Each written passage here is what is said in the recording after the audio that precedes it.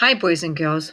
Well, today we're going to read a book about another bug, but it is not an insect and it is not an annelid.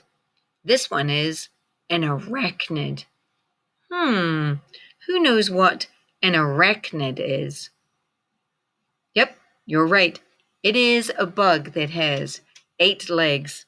And in this case, we're going to be reading about a spider. The spider and the fly. So we've got an arachnid and an insect. Let's find out about the spider and the fly. And I'm guessing that this book is fiction because I see the insect wearing clothes and the spider wearing clothes. And I noticed that the book is black and white, almost like an old-time movie. So let's find out about the spider and the fly. Ooh, here we have kind of the ghostly outline of an insect. And an old haunted house.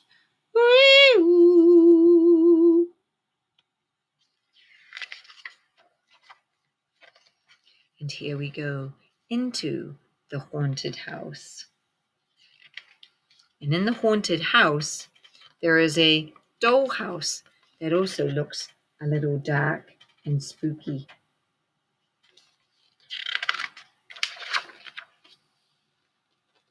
"Will you walk into my parlor?" said the spider to the fly. "'Tis the prettiest little parlor that you ever did spy. The way into my parlor is up a winding stair, and I have many curious things to show you when you're there."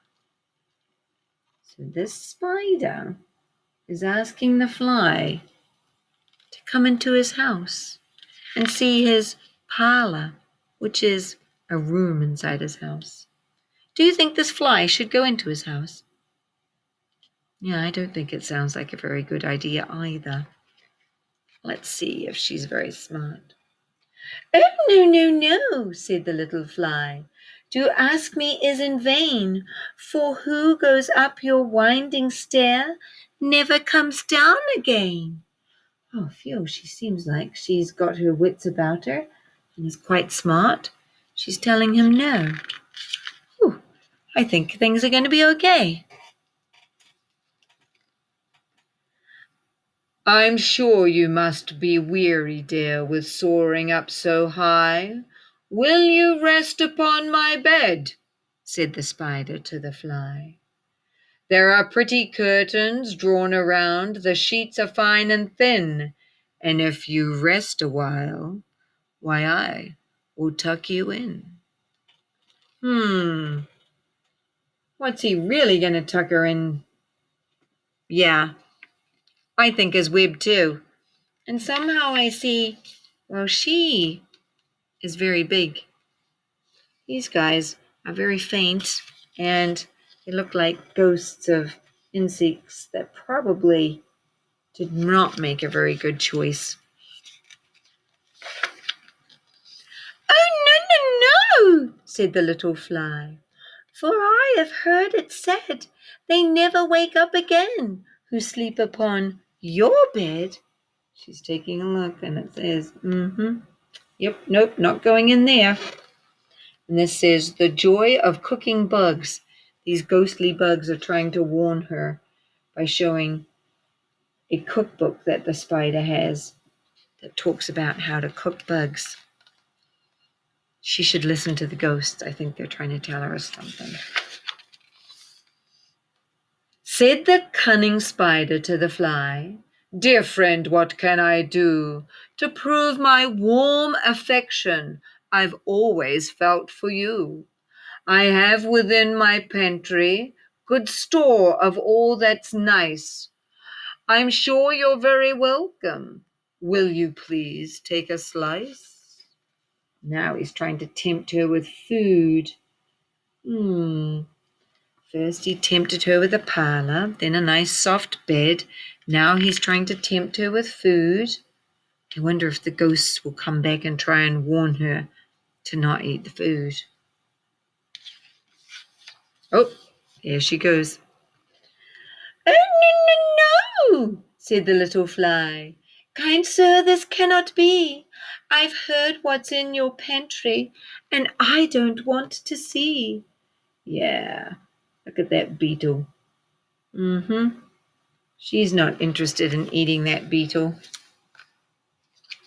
So far, so good. She's being very smart, making smart choices, not falling for his tricks. "Sweet creature," said the spider, "you're witty and you're wise. How handsome are your gauzy wings, how brilliant are your eyes. I have a little looking glass upon my parlor shelf. If you'd step in one moment, dear, you should behold yourself." So now he's trying to trick her by telling her how beautiful she is and that she should come and look in his mirror. And then he's kicking that other ghost. "Get out of the way. Don't say anything to the fly." She's starting to be a little bit tricked, I think. I mean, look at the way she's looking at herself in the mirror. She's like, "Oh, yeah, I really am quite nice. And, oh, maybe the spider's not so bad." "I thank you, gentle sir," she said, "for what you're pleased to say, and bidding you good morning now. I'll call another day." Oh, feel she didn't fall for the trick. Looks like she's leaving. Smart fly. Good idea, fly. Head on your way, sweetie. You got better places to go. The spider turned around and about and went into his den, for well he knew the silly fly would soon come back again. So he wove a subtle web in the corner, nice and sly, and set his table ready to dine upon the fly. So he thinks she's coming back, and he thinks he's going to get to eat her. I hope he's wrong. Then he came out of his door again, and he began to sing. "Come hither, hither, pretty fly, with a pearly silver wing. Your robes are green and purple, there's a crest upon your head.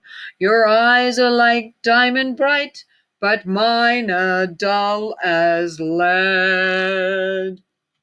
Now he's singing to her, singing a song about how pretty she is and how dull he is. Do you think the little fly is going to like that song? And alas, alas, how very soon the silly little fly, hearing his flattering words, came slowly flittering by. With buzzing wings she hung aloft, then near and nearer drew, thinking only of her brilliant eyes of green and purple hue, thinking only of her crested head. Poor foolish thing at last. Uh-oh. She came down. His words about her beauty tricked her. Looks like she's going to fall for it. He's made that web. I wonder if she's going to get close. Up jumped the cunning spider and fiercely held her fast. Oh, yeah. He's got her now. Put her in his hat? Oh. He dragged her up the winding stair into his dismal den within his little parlor, and she never came out again. He definitely spun a web around her. She is stuck on that web. And I see that he has other bugs that have been caught in that web.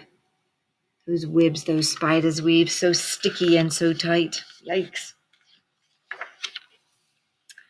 And now, dear little children, who may this story read, to idle, silly, flattering words, I pray you never give heed. So if somebody gives you lots of compliments to try and trick you into their house, don't do it. Unto an evil counselor, close heart and ear and eye, and take a lesson from this tale of the spider and the fly. R.I.P. Rest in peace. And here's the little fly's gravestone, because she never made it out. And now she is a ghost, like the other insects. Oh my goodness. I do wish she hadn't gone in there. And then here is a picture of the spider after he dined on the fly. Num, num, num, num, num, num, num, num. What a tricky spider he is. He manages to spin those webs, and he manages to catch many insects in that web. He's great at using his web to help catch those insects so that they can keep in check. If we did not have the spiders and their webs, then it would have an insect explosion. There would be too many insects. So really, thank you, spider, for keeping the insect population in check. All right, have a scroll on down and find out what's your assignment today. I wonder if it will be a sticky, webby one.